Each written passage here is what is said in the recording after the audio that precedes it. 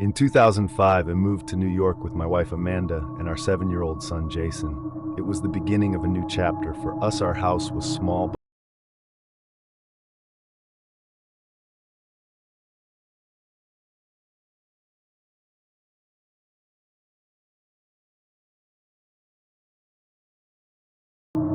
Man, we weren't expecting anyone. Jason looked at me curiously and Amanda glanced toward the door, her brow furrowed.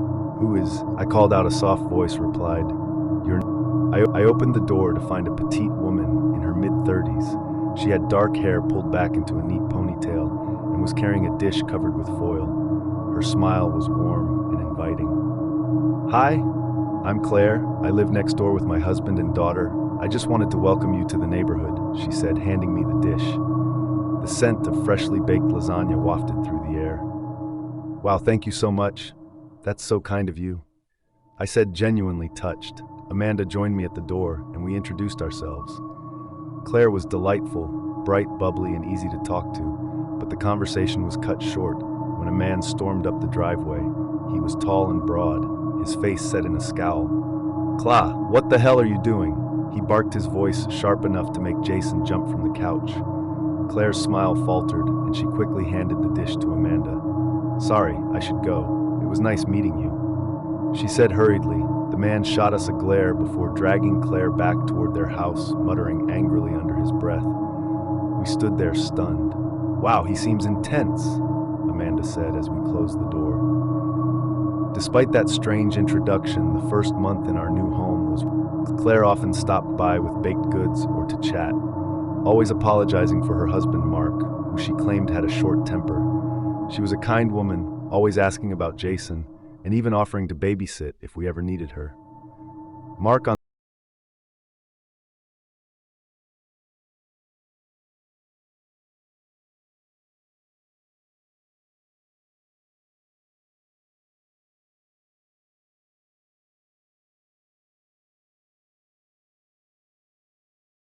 voice thundered, followed by a loud crash. Amanda and I exchanged worried looks. "We should check on her," she said, already getting out of bed reluctantly.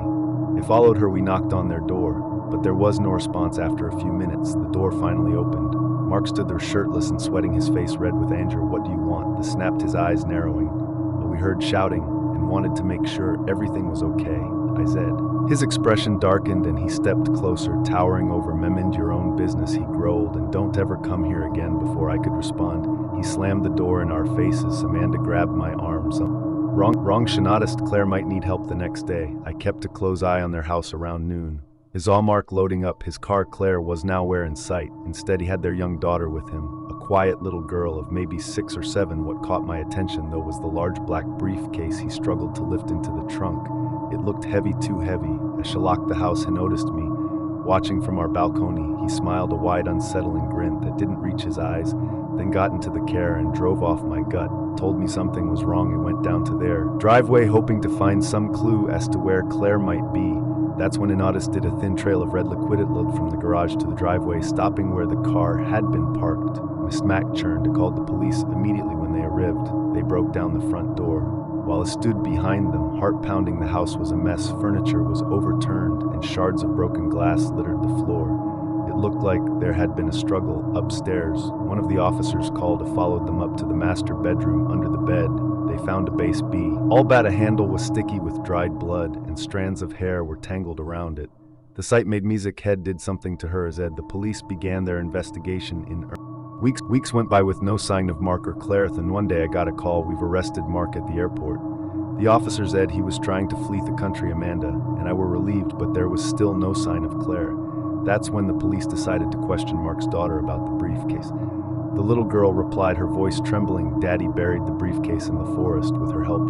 The police searched the nearest forest. It didn't take long to find it, the black briefcase half buried in the dirt. When they opened it, the stench hit us first. Inside was Claire's lifeless face frozen in a look of terror. Mark confessed during interrogation, though his story was twisted.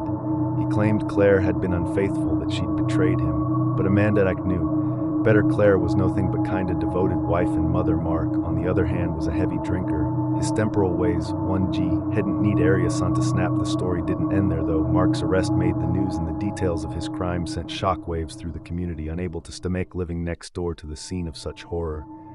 Amanda and I decided to sell the house. Before Welleft made one final decision, we took Claire's daughter, and she was innocent of this, a victim of her father's monstrous actions. We couldn't bear to see her go to foster care. Before we dive into the next story, if you're visiting our channel for the first time, don't forget to hit the subscribe button and turn on the bell icon to stay updated with our upcoming scary stories. Your means the world too, so please share these stories with your friends and family.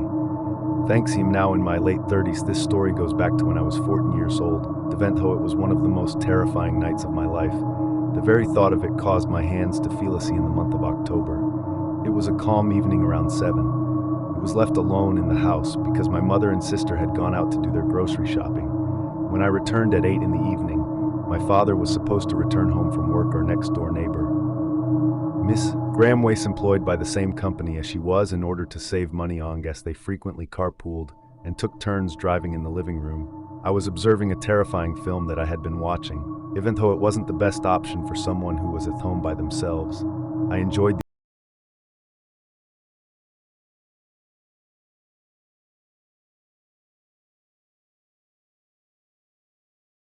the front door. It was momentarily at a loss for words.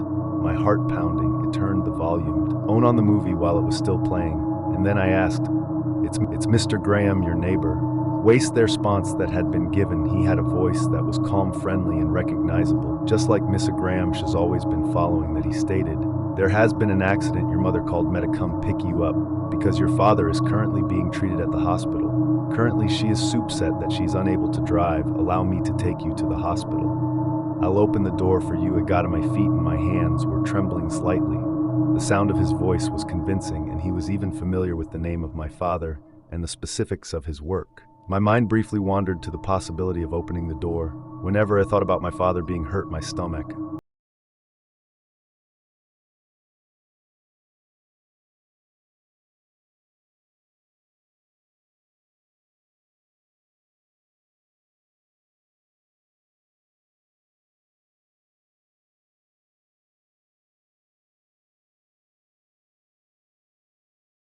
suddenly hailed out, "Open the..."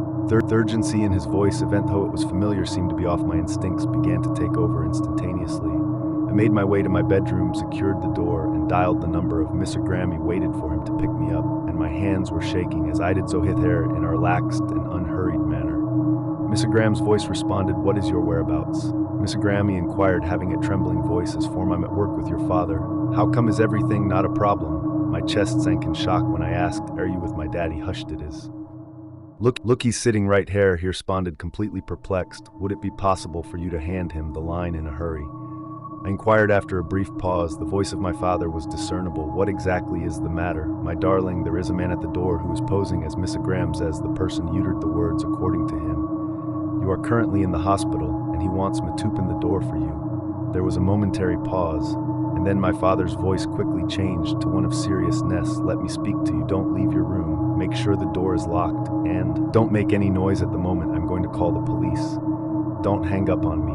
Remained on the line while sitting on the floor close to the door to my bedroom, which was locked. The rapid beating of my heart was so intense that I was afraid it might burst. There was complete silence for a stretch of a few minutes. After that, I became aware of footsteps ascending the stairs, footsteps that are deliberate and slow. Because of my fear, my stomach became tight. There was a knock on the door of my bedroom. "Open up, it's me," Thiemann said, his voice becoming noticeably softer. However, I was able to discern that it was not my father or Mr. Graham. Did not give a response. The knocking stopped, and the house returned to its previous state of silence. I clenched my fist around the phone and mumbled into it, as standing outside my door with a steady, ton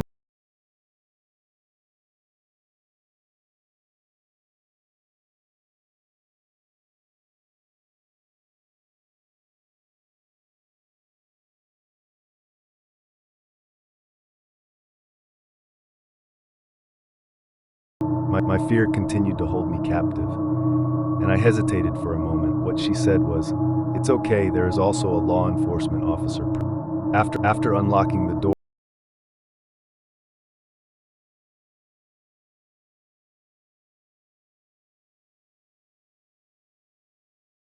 stated he had left despite our extensive search of the area. We were unable to locate him throughout the night. We will continue to patrol the neighborhood. While I experienced a wave of relief, I also felt a lingering fear. Who was that individual? How was it that he was able to know so much about use? And if I had opened the door, what would have been the consequences? The statement that it gave to the police was taken, and my parents complimented me on my cautiousness. Because of this, my father has stated that from this point forward, he will always keep his phone close by. Event thought the man was never apprehended. I was able to acquire a valuable educational experience that evening. Always be cautious and trust your instincts. My name is Ethan, and I grew up in a quiet... In Texas, far from the noise and chaos of the big city, your neighborhood was the kind where everyone knew each other, where kids rode their bikes until dusk and people left their doors unlocked without a second thought. That all changed 5 years ago when a new neighbor moved in. It was late summer, the kind of evening where the sky turns a burnt orange before night falls.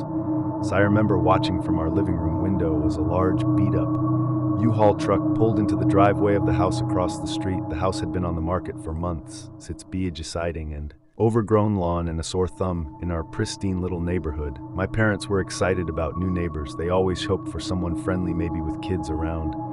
My age, instead, we got them. He stepped out of the truck, a tall man in his mid-40s with pale sallow skin and dark, deep-set eyes that seemed to hold a permanent scowl. He wore a faded leather jacket despite the sweltering heat, and his words stiff, almost robotic. There was something unsettling about him right from the start. A didn't wave, smile, or even glance at any of the houses around him. He just unloaded his box's insolence methodically, as if he were trying not to draw attention. Over the next few days, we learned bits and pieces about him through whispered gossip among the neighbors. His name was Missa Pole, and he had recently moved from New York City, specifically from some dangerous neighborhood people in our town had only heard about in crime dramas. Nobody knew much else. He never made small talk or attended neighborhood gatherings. Whenever eyes a whim, he was either fixing up his house or sitting on his porch starring, and that's what got him at the way he stared at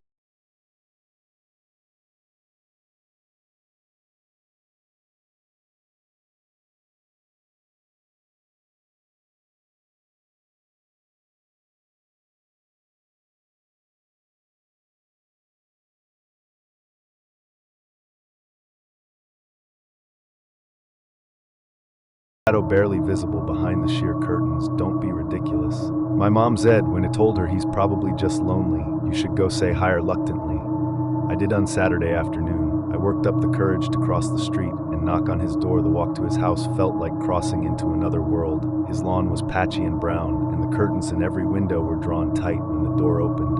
The first thing I noticed was the smell, musty like old wood, and something faintly metallic. Marcola smiled at me, but it wasn't the warm, friendly kind of smile you'd expect from a neighbor. It was tight-lipped, forced, like he wasn't used.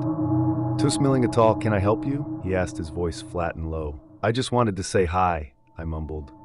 "I live across..." My name's Ethan," he nodded slowly, his dark eyes boring into mine. "Good to meet you, Ethan. I'm Mr. Cole." There was an awkward pause. I tried to make small talk, asking him how he liked the neighborhood so far, but his answers were short and vague. "It's fine, quiet, different from the city." After a few minutes, I gave up and told him I had to get back home. As I turned to leave, he said something that made me uneasy. "Nice house you've got there," he said. From that day on, things only got weirder. I started noticing him more often, not just on his porch, but in odd places, standing by his mailbox late night, walking slowly along the sidewalk in front of our house, always with that blank expression. One evening, as a whim, standing on the corner, staring at our house for what felt like an eternity before disappearing into the shadows. Then came the photographs. It was a Sunday afternoon, and I was shooting hoops in the driveway when I caught them out of the corner of my eye. He was standing across the street, holding up a camera and pointing it directly at our house. It froze. "What the hell?" I muttered under my breath. I ran inside and told my parents.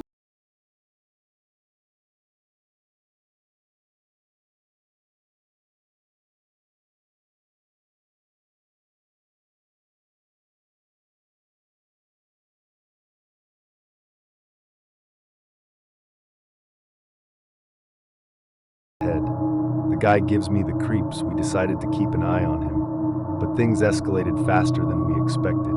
2 nights later, around midnight, I woke up to the sound of faint clicking. I crept to my window and peeked through the blinds. There he was, standing on the sidewalk in front of our house, his camera flashing as he took picture after picture.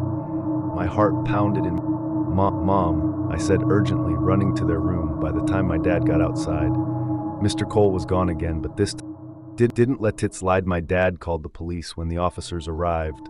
We explained everything, his starring the photos, the late-night appearances. They assured us they'd look into it, and headed across the street. To question him, we watched from the window as they knocked on his door, but noon answered. The next day, 2 detectives showed up at Tor House. They'd gotten a warrant to search Miss Cole's home, and what they found was straight out of a nightmare inside. They discovered a room covered in photographs of our house, every angle, every window, every door. He had it all. Documented. Some of the pictures were marked with red circles, as if he'd been planning something. What was she planning? My dad demanded. His face pallid. The detectives didn't have a clear answer. They told us Miss Cole had vanished, not race of him.